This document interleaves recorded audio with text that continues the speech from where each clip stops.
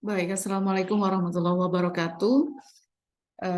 Pada pertemuan kali ini kita akan membahas tentang pengendalian vektor secara kimiawi ya. Jadi setelah ada pengendalian vektor secara biologi, ada fisik, ada juga secara integratif. Nah, ini kita akan membahas tentang pengendalian vektor secara kimiawi.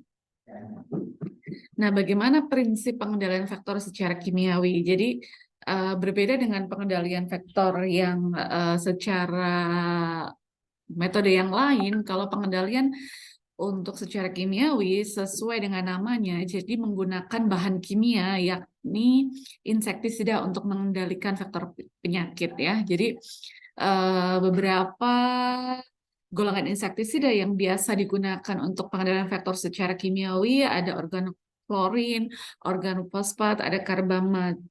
Jadi memang pengendalian secara kimia ini menggunakan bahan kimia, baik itu sifatnya sebagai racun, sebagai penghambat pertumbuhan ataupun penghambat hormon gitu ya. Jadi tetapi harus kita ingat bahwa pilihan penggunaan insektisida yang digunakan itu harus minimal kadar toksisitasnya pada manusia sehingga itu tidak membahayakan ketika itu diaplikasikan untuk pengendalian vektor. Nah, kita lihat nih bagaimana insektisida ya. Insektisida adalah bahan yang mengandung persenyawaan kimia yang digunakan untuk membunuh serangga. Nah, menurut Dirjen P2M dan PL itu ada beberapa golongan tadi. Ada organofosfat, karbamat, piretroid, insect growth regulator, ada mikroba, ada neonicotinoid, fenilpirazol, insektisida nabati ataupun repelen. Nah, ketika kita menggunakan insektisida untuk pengendalian secara kimiawi, ada beberapa kriteria yang harus diperhatikan ya. Insektisida yang baik mempunyai daya bunuh yang besar dan cepat. Nah, ini memang berbeda dengan pengendalian secara yang lain ya, misalnya secara biologis yang mungkin membutuhkan waktu yang lebih lama. Kalau secara kimia, dia mempunyai daya bunuh yang besar dan cepat. Tidak berbahaya bagi manusia dan binatang yang lain apabila ini tadi ya dosisnya itu juga tepat. Murah dan mudah didapatkan dalam jumlah besar, mempunyai susunan kimia yang stabil, tidak mudah terbakar, mudah diaplikasikan, dan dapat dicampur dengan berbagai macam pelarut. Tidak berwarna dan tidak berbau yang tidak menyenangkan. Nah, ini kriteria yang baik ya, yang potensial untuk sebagai insektisida. Nah, ini ada beberapa istilah-istilah yang sesuai dengan tahapan, misalnya ovisida itu insektisida yang membunuh stadium telur. Kalau larva ovi ya, ovi dari kata ovi telur, kemudian larvasida dari kata larva, berarti insektisida yang membunuh larva. Nah, ini misalnya ada Temefos pada Aedes aegypti yang sering di dalam merek itu ada abate ke dalam bejana yang dapat mencegah adanya jentik selama 2-3 bulan. Kemudian adultisida seperti istilahnya adultisida membunuh stadium dewasa, ada akarisida membunuh tungau dan pedikulosida untuk membunuh kutu ya. Ada kutu kayak misalnya kutu rambut gitu, pedikulosida. Nah, penggolongan insektisida ini ada beberapa penggolongan dan ini ada yang berdasarkan cara aplikasinya. Ada yang pertama ada insektisida kontak atau non-residual. Itu insektisida yang langsung kontak dengan tubuh serangga saat diaplikasikan. Misalnya pada saat penyemprotan udara atau spraying pada kayak fogging gitu ya. Kemudian ada yang residual. Kalau itu kan langsung kontak dengan tubuh serangga kemudian bisa mati. Tetapi ada yang residual yakni diaplikasikan pada permukaan tempat atau benda dengan maksud bila serangga melewati atau hinggap maka akan terpapar dan akhirnya mati. Ini contohnya kayak IRS, Indoor Residual Spraying pada pada pengendalian penyakit malaria. Jadi insektisidanya itu diaplikasikan misalnya pada dinding-dinding sehingga ketika serangganya beristirahat atau hinggap, maka akan terpapar kemudian akhirnya mati. Nah, kalau ini cara aplikasinya ini adalah berdasarkan prinsip kerjanya atau mode of action gitu ya. Ada insektisida yang mempengaruhi sistem saraf. Jadi misalnya dia ada jenis sintetik pyrotroid yang bekerja mengikat protein voltage gate sodium channel yang mengatur denyut impuls saraf. Jadi itu yang diganggu ya sistem saraf dari serangga sehingga akan menunjukkan gejala-gejala seperti tremor ataupun gerakan yang tidak terkendali. Kemudian ada juga insektisida yang bekerjanya adalah mengganggu produksi energi pada serangga, produksi energinya. Nah, golongan ini lebih sedikit dibandingkan cara kerjanya yang mengganggu sistem saraf. Jadi yang melalui sistem saraf itu lebih banyak pilihan. Kemudian ada insektisida yang mengganggu pertumbuhan serangga atau insect growth regulator. Nah, ini bekerjanya adalah mengganggu hormon yang bekerja dalam proses perkembangan atau pertumbuhan serangga. Jadi ada yang mempengaruhi sistem endokrin dan menghambat sintesis kitin. Nah, ada beberapa juga ya bahan aktif hidropen, metopren, piriproxifen dan phenosicarb bekerja mempengaruhi hormon juvenil dan menyebabkan gangguan pertumbuhan larva, tapi tidak kemudian misalnya dia mengganggu pertumbuhan larva sehingga ya udah dia tidak bisa berkembang menjadi pupa dan mati sehingga dia tidak bisa menjadi faktor yang potensial untuk bisa menyebarkan penyakit. Nah, itu caranya ya, ada yang mempengaruhi sarafnya, ada yang mempengaruhi produksi energinya, ada yang mempengaruhi proses pertumbuhan serangganya. Nah, ini yang insect growth regulator itu ada dua tadi ya. Ada juvenile hormon analog, ini mengakibatkan perpanjangan masa stadium larva dan kegagalan menjadi pupa. Nah, ini contoh-contohnya ada. Ada yang menghambat sintesis kitin atau kitin sintesis inhibitor. Jadi dia mengganggu proses ganti kulit. Jadi di serangga kan ada ganti kulit ya, misalnya ada larva L1, L2, L3 gitu. Nah, insektisida ini dia bekerja untuk mengganggu proses ganti kulit dan menghambat pembentukan kitin. Nah, sehingga dia tidak dapat melanjutkan pertumbuhannya sehingga bisa mati. Nah, ini berdasarkan golongan-golongannya ya, ada organofosfat. Nah, dia menghambat enzim kolinesterase. Kemudian banyak digunakan untuk kayak spraying, indoresidual spraying, ataupun larvasida. Kemudian ada karbamat, ada piretroid. Nah, piretroid atau yang lebih dikenal dengan sintetik piretroid ini mengganggu sistem saraf ya. Banyak digunakan untuk seperti IRS, kelambu berinsektisida atau insecticide treatment. Nah, kemudian ini yang tadi ya, insect growth regulator. Kemudian yang jenisnya mikroba itu ada seperti Bacillus thuringiensis, Bacillus sphaericus. Nah, ini bekerja sebagai racun perut. Ada juga neonicotinoid. Jadi mirip nikotin. Jadi dia mengganggu atau menyebabkan gangguan pada reseptor postsinaptik acetylcholine. Ada fenilpirazol, dia bekerja memblokir celah klorida pada neuron yang diatur oleh GABA, sehingga berdampak perlambatan pengaruh GABA pada sistem saraf serangga. Jadi mempengaruhi sistem saraf.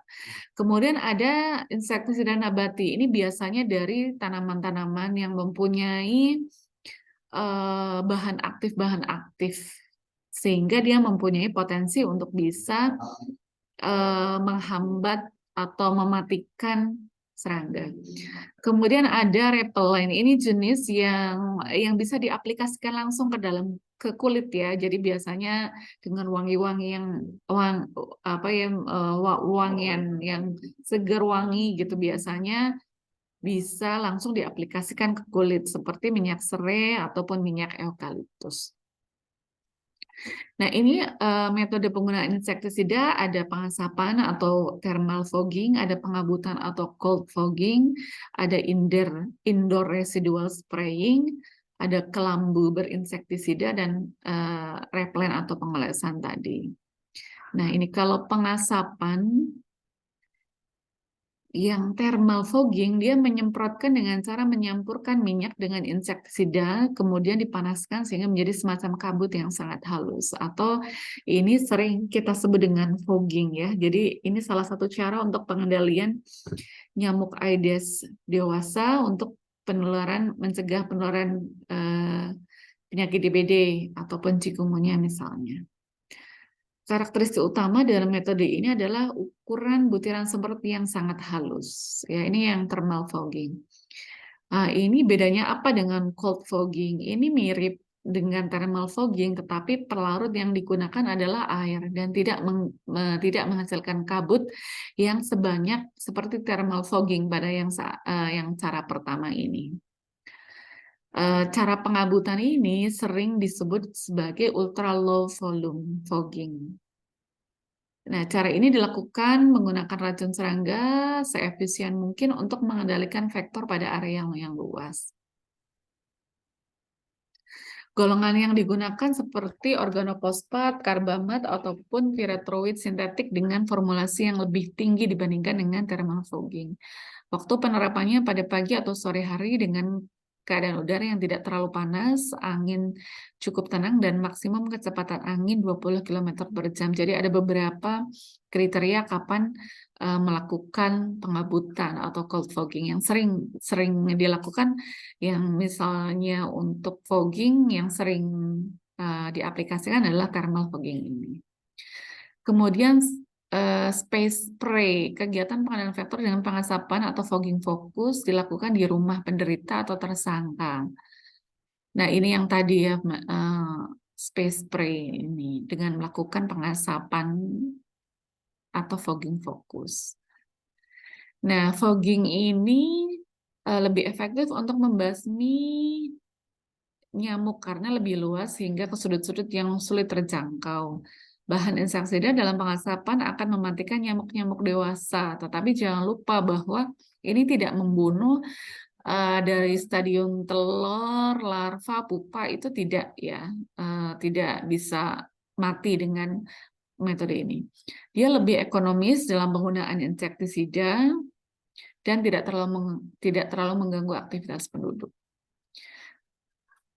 Nah, kekurangan kandungan insektisida dalam ghost fogging termasuk dosis minim yang hanya mampu membunuh hewan serangga berukuran kecil.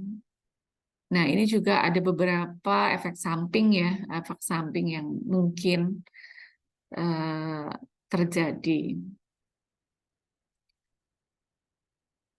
Penggunaan juga terbatas pada waktu dan musim tahun. Pada musim ada kriteria-kriterianya nih untuk kekurangannya. Yang ini fogging, kemudian ini ULV ya. Ini yang thermal fogging dan yang pengabutan. Nah, kemudian ini adalah IRS, Indoor Residual Spraying. Tadi yang saya ceritakan, penyemprotan dinding-dinding rumah sehingga ada efek residual. Jadi dinding rumah dikasih insektisida sehingga ketika ada nyamuk yang menempel atau beristirahat pada dinding, maka kemudian nyamuknya akan mati. Nah, metode ini digunakan kebanyakan untuk mengendalikan nyamuk Anopheles untuk penular penyakit malaria. Nah, ini kelebihan dan kekurangan indoor residual spray yang disemprotkan ke dinding rumah mampu membasmi nyamuk yang menempel karena mengandung racun insektisida. Ini hanya dilakukan pada daerah endemis tinggi malaria. Aplikasi IRS yang lebih dari 1 bulan kadang sudah tidak efektif, juga tergolong mahal dan memerlukan teknologi yang canggih. Nah, ini ada metode lain yakni kelambu berinsektisida. Jadi kelambu untuk menghalangi nyamuk masuk, tetapi juga di dalam kelambu itu ada insektisidanya. Nah, ini ada cara-caranya ya.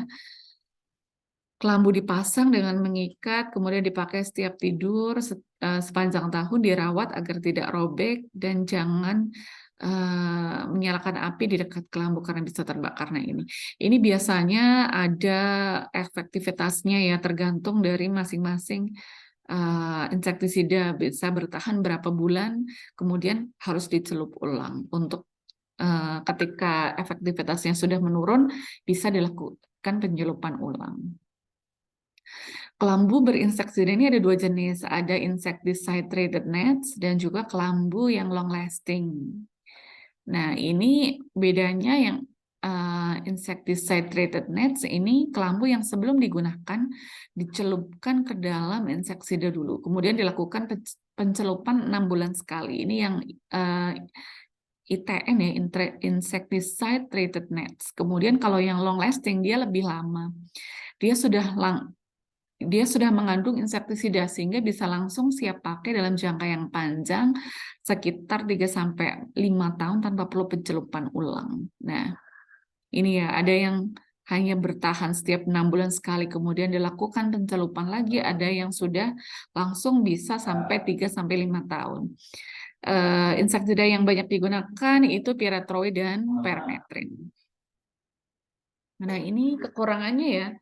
Untuk kelambu berinsektisida, cara pencelupan relatif sederhana dan sangat efektif memberikan perlindungan karena ada fisik juga kan, kelambu itu kan secara fisik kemudian ditambah insektisida berarti ada racunnya juga yang dapat membunuh nyamuk. Dapat menurunkan penularan penyakit malaria karena nyamuk Anopheles yang hinggap pada kelambu pada waktu istirahat akan mati. Kemudian juga bisa membunuh serangga yang lain seperti lipas lalat rumah. Kelemahannya adalah efektivitas tergantung pada kontak langsung dengan nyamuk, sehingga perlu diperhatikan dinamika spesies nyamuk setempatnya. Maksudnya apa ya, perilaku nyamuk setempat itu juga sangat penting untuk informasinya terhadap pengendalian ini. Diperlukan perawatan kelambu yang baik sehingga tidak mudah robek, rusak, ataupun berkurang kandungan insektisidanya. Nah, ini selain yang pengendalian yang dilakukan oleh instansi, ada juga insektisida rumah tangga yang digunakan di rumah tangga. Ini contoh-contoh ya. Ada yang nyamuk bakar, ada yang semprot, ada yang elektrik, ada yang repelen ya, yang diusapkan langsung pada kulit. Ini bermacam-macam dan bisa secara efektif digunakan di rumah tangga untuk bisa mengurangi ataupun menghindari dari gigitan nyamuk. Ini kelebihan dan kekurangannya. Kalau yang anti nyamuk bakar segera menghadang nyamuk bahkan sejak masuk. Kalau yang vaporizer dia bebas asap. Kalau aerosol dia mudah digunakan dan bekerja lebih cepat. Yang liquid daya simpannya baik, daya penetrasi ke celah-celah permukaan baik. Kalau yang lotion, yang repellent mudah diaplikasikan ke kulit, bekerja dia menolak gigitan serangga. Ada juga yang kapur anti serangga, formulasi siap pakai dan kerja insektisidanya bertahan dalam waktu yang lama. Kalau kekurangannya ada, kalau yang bakar itu kadang berbahaya karena mengganggu pernafasan ya. Kemudian kalau yang vaporizer memerlukan listrik, aerosol sulit menentukan ukuran tepat untuk didebersihkan karena kerjanya sangat bergantung pada volume. Yang liquid, pelarut yang digunakan mungkin dapat merusak benda-benda ya. Lotion kadang lengket di kulit. Kapur anti serangga tidak terserap baik dalam tubuh serangga, residunya mudah terkikis oleh air atau angin. Itu ya terkait beberapa hal tentang pengendalian insektisida secara kimiawi untuk melengkapi informasi dari pengendalian yang lain ya, secara biologi, secara fisik, secara mekanik, ataupun secara integratif. Itu saja yang bisa saya sampaikan. Terima kasih. Saya akhiri. Assalamualaikum warahmatullahi wabarakatuh.